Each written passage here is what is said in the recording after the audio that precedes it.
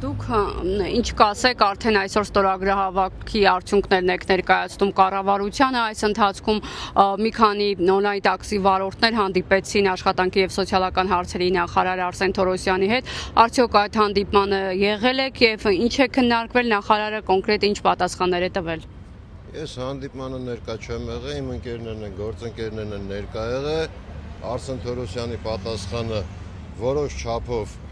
որոշ չափով գոհացուցիչ է եղել այն առումով, որ սայլը տեղից այսպես ասած շարժվել է, որտեղ արձագանքել են արդեն 3 նախարար։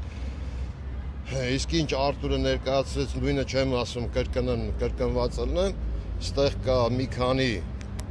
տողատակեր, որը որ կարելի է հետո արդեն, ոչ թե հիմա գլոբալ հիմնական հարցը մեր, պահանջը ու խիստ պահանջը, որովհետև հերիք է մենք մեղք ենք մենք։ Ուրիշը գա մեզ թալանի գնա, դրա բացատրությունը պետք է լինի։ Իսկ ինչ Ավանեսյանը տիկին ասեց, մինչև հունվարի 27-ը էշ մի սատկի գարուն կգա, չի լինի տես բան։ Ընտրություններ է դիմաց։ Հաշվի պետք է առնեն ամեն ինչ։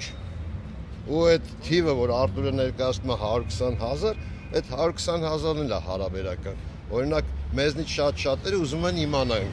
գիտակցեն, իրականում ինչքան է այդ թիվը, որովհետև իմ իմանալով, իմ տվյալներով 150,000-ն անցնում է։ Որովհետև գրանցվելը ընդամենը մի րոպե է։ Այ հենց հիմա Արտուրը կանգնած է, կարան գրանցենք ձեզ, որպես տաքսու վարորդ։ Ճիշտ եմ ասում։ Հնաց որ այս մթնոլորտը, այսինքն այս տաքսու հետ կապված, նույն ես չեմ ասում, տարբերակ եմ Yandex, Gigi եւ այլն, այդ հարթակները on-line տաքսի ծառայությունն է վերաբերվում բոլորը, եթե ուզում են նորմալ աշխատեն, վարորդները նորմալ ստանան, հաճախորդները նորմալ սպասարկում ունենան, թող բերեն մի հարթակի, բաց, տոկոսադրույթներն իջացնեն, չքերեն սենց ասած, էլի մեղք ենք մենք, հերիք ու բոլ է լավ։